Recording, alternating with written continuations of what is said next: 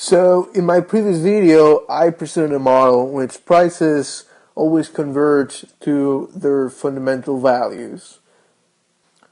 But if we want to think of a more realistic model, we need to ask ourselves, what happens if the price does not converge to its fundamental value?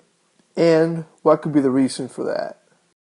One possible explanation is given by the paper Noise Trader Risk in Financial Markets, in which the authors introduce noise traders to explain why prices might depart from fundamentals. In the model they use, they have two types of agents. One of them is the sophisticated investors, what we have called before the arbitrageurs. These are investors that are super rational and that always trade looking at fundamentals. And they also introduce some irrational investors, what they call noise traders.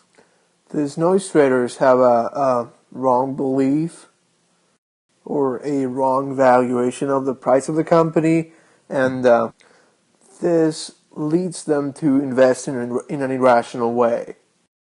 So while the former look at the fundamental values by digging into the all the available information and assessing the right value for the firm's stock, deciding if the current price is makes the company overvalued or undervalued, the noise traders simply trade on noise.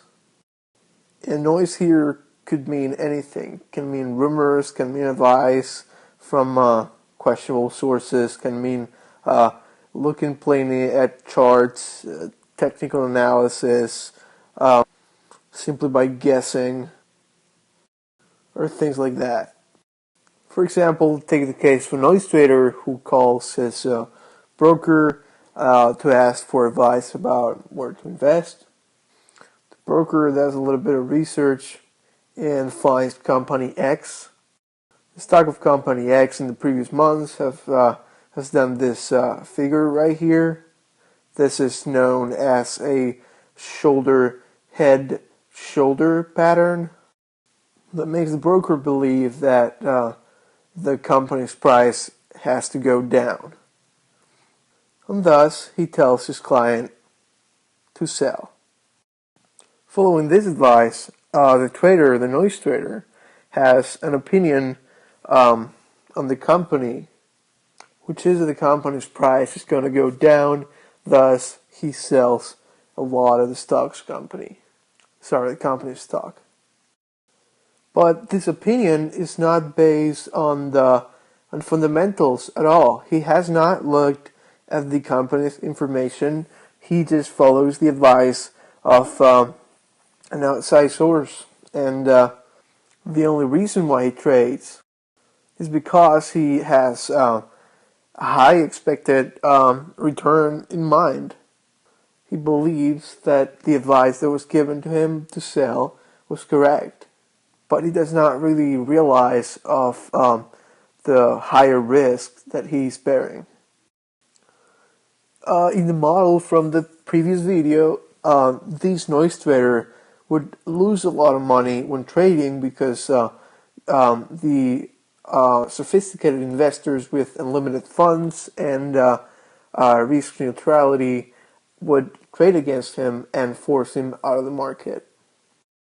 But now imagine a model in which there are a lot of noise traders, and that the number of noise traders betting against the stock is enough as to affect considerably the price of that stock, driving it down.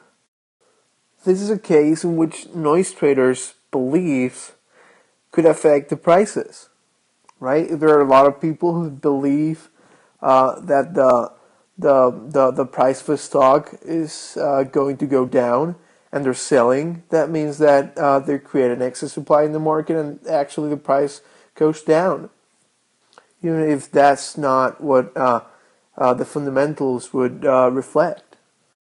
So this leads to the creation of one a new kind of risk, which is the noise trader risk, which is the central argument of the paper that says basically that if prices depart from fundamentals today, why won't they do the same thing tomorrow? Why won't they depart even farther from fundamentals tomorrow? How could you be sure?